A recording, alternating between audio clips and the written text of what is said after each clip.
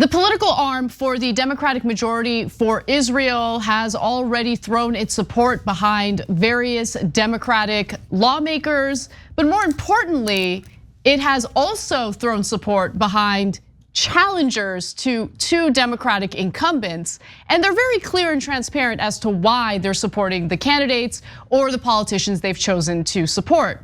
It's because they want to ensure that the individuals who get elected, Democrats specifically, are committed to serving the best interests of Israel.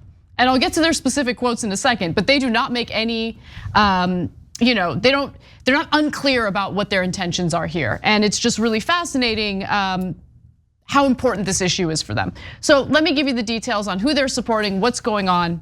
DMFI, again, the Democratic majority for Israel, is supporting candidates whose opponents are backed by Justice Democrats. The left-wing political group that has helped unseat a number of Democratic incumbents in recent years while attempting to push the party leftward on a host of issues, including a foreign policy platform that includes conditioning US military aid to Israel. So progressive lawmakers and progressive candidates typically want to condition any type of foreign aid that's given to Israel to ensure that that money isn't used to carry out brutality against Palestinians. Well, DMFI is not in favor of that kind of ideology, and so they're trying to defeat anyone who has that kind of stance. Now, the list of 10 incumbents that DMFI has already thrown its weight behind includes 4 open seat primary candidates and 1 Democratic challenger. So all of whom the advocacy group described as committed to strengthening the U.S. Israel relationship in their shared support for continued US military assistance to Israel, as well as their rejection of the Boycott, Divestment and Sanctions movement, BDS, targeting the Jewish state. So a few specific examples, and Cenk, hold on. In Michigan and Illinois, for instance, Representatives Haley Stevens and Sean Casten are with support from DMFI, waging respective battles against progressives. Representatives Andy Levin and Marie Newman. Again, these are the incumbents, Levin and Newman are. Apparently, they have frequently clashed with the pro-Israel establishment over their criticism of the Jewish state. Now, why are they so upset with Levin? I think it's important to keep in mind that he himself is Jewish, but I guess that doesn't really matter much. While Levin, a former synagogue president, describes himself as a Zionist and opposes BDS, the Michigan political scion has frequently clashed with the pro-Israel establishment over his criticism of the Jewish state, including the recent introduction of legislation that would, among other things, condemn Israeli settlements while placing restrictions on US aid to Israel. Cenk.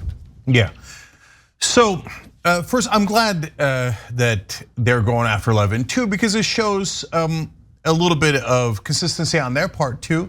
So this has nothing to do with religion. It has nothing to do with Jewish Americans.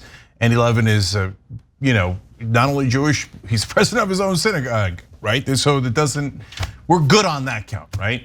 And I wouldn't want anyone attacking anyone based on religious background or anything like that. That's crazy talk. And for progressives, it's an anathema. We wouldn't stand for that, right? So that makes the issue much more clear. They're saying this is to help a foreign government, period. To help a foreign government. We are going to give millions of dollars to US politicians to help someone else, not us, not America, but Israel. They very clearly said to strengthen our ties with Israel. They didn't say anything for, hey, Jewish Americans or anything like that. In fact, they're spending money against Jewish Americans.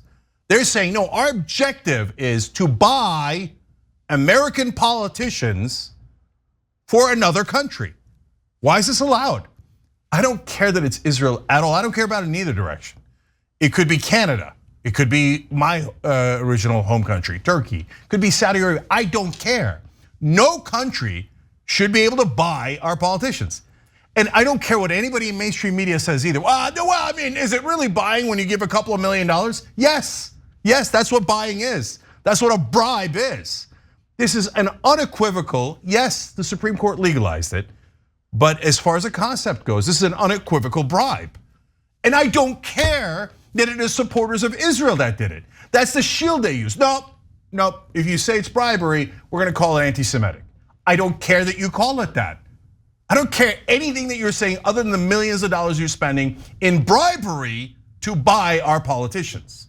And does it work? Well, of course it does. So almost everyone they gave money to says ahead of time and afterwards how much they will work for them. So Chantel Brown, who they gave over $2 million to help her campaign, said the United States must stand firmly behind our close ally, Israel. In other words, did the check clear? It did. I will do anything you tell me to.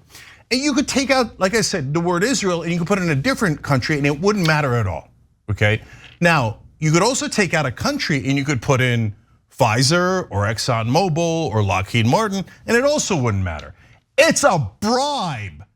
Any reporter that tells you that it's not a bribe, even though they're telling you this is so you help a foreign country, well, those reporters are just flat out lying to you on behalf of lobbyists who want to buy our politicians. I mean, it goes a step further than that because this isn't an isolated case. We know that various lobbying groups, various political action committees that serve the interests of various foreign governments do the lobbying work. I mean, this isn't unprecedented.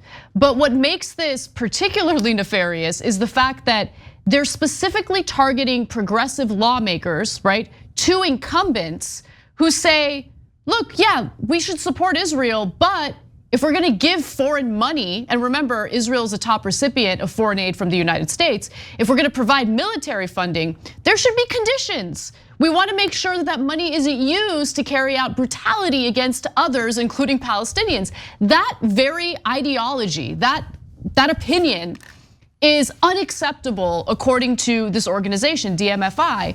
And that's why they're going after these specific lawmakers, Levin and Newman, and also ensuring that they continue to endorse Democratic lawmakers who are seeking re-election as long as they're very clear in their support for foreign aid toward Israel with absolutely no strings attached, right? Yeah. So to give you some more details, I mentioned Levin, the problem they have with him. What do they have? What's the issue with Marie Newman? Well, Marie Newman happened to be one of just 8 House Democrats who actually voted against the additional $1 billion in supplemental funding for Israel's Iron Dome defense system. We talked about that on the show at length in detail. The United States had already appropriated quite a bit of money to Israel for its military defense. And this was just a little extra out of nowhere at a time, by the way, where there were ongoing debates in regard to passing Biden's social spending bill and all of that. We keep hearing that we don't have enough money to carry out these social programs for ordinary Americans, but all of a sudden, boom, we have an extra $1 billion to give Israel with no strings attached. Again, that's the other part of this that is pretty frustrating. Now, DMFI is also throwing its weight behind Representatives John Larson, Carolyn Maloney, Kurt Schrader, Dina Titus, David Trone, and Chantel Brown, as Cenk mentioned earlier, the latter of whom defeated Nina Turner last summer in the special House election for Ohio's 11th congressional district. DMFI spent more than $2 million on Brown's behalf in that race. And I do want to just quickly go to 2 quotes from the president for the DMFI PAC. His name is Mark Melman, and he says this: "We think all these people will be strong supporters of the U.S. Israel relationship. We have serious doubts about whether their opponents will be. We have had some organized groups out there that have said they are attempting to execute, in their words, a hostile takeover of the Democratic Party. A number of those groups have moved anti-Israelism from their peripheral part, or from a peripheral part of their issue agenda to a central part of their issue agenda. Their strategy is to go into deep blue districts that the party doesn't care about because it's going to be a Democrat no matter who wins. This is a real challenge that we're facing." I mean, what world do you live in when you think that the establishment Democratic Party doesn't care about preventing a progressive from winning in various districts across the country? That's insane. Yeah, and you guys are actually part of the folks that helped the establishment make sure that no progressives ever win.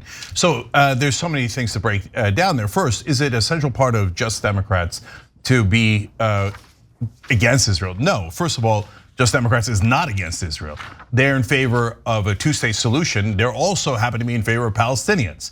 I know some people are offended at that idea. They're like, Palestinians? to treat them the same as Israelis, they find that to be an outrageous thought. Well, we don't. We believe in humanity and that all human beings are equal. I know some people find that to be outrageous. By the way, I don't want any anti-Semitic nonsense either, okay? There's some of the top progressives in the country are Jewish American leaders, including Bernie Sanders. So they're wonderful. They believe in exactly what America believes in: justice, equality, and truth. Now, they say here, well, this idea of the aid being conditional is unacceptable.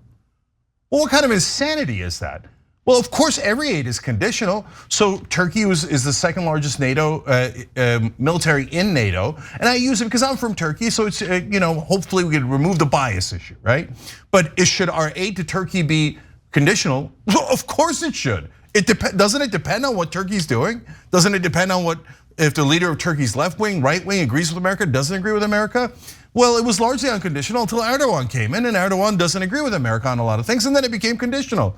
Isn't that how it should be? Isn't that how we should deal with every foreign government? What kind of insanity is it to say, no, they could do anything they want. They could spit in our face, they could be against our interests, they could ignore human rights. It's non-conditional. No, that's just, why would it be non-conditional? That's because you gave $2 million. That's why it's non-conditional. And after she got the money, Chantel Brown said, oh, my bond with Israel is unbreakable. Well, what do you mean unbreakable? Like, what if they did something horrific? Like, I don't know, occupy millions of people for decades on end and say they're never gonna get any state or any rights, or they can't control themselves, they'll have no freedom at all. Wouldn't it be conditional then? No, that's the state we're in now. What if they killed like 100-to-1 ratio in conflicts? No, I don't care, I got the money. Chantel says, I got the money. Now, for reporters who are insane, let me just clarify. Democratic majority for Israel doesn't give $2 million for the general good. They don't do it as charity, they don't do it for your health, they do it for their stated reason, which they're very clear about. She must help Israel and never question it. And Chantel says, yes, sir. Show me a map of Cleveland where I can see Israel. Israel is not within Cleveland, it just isn't.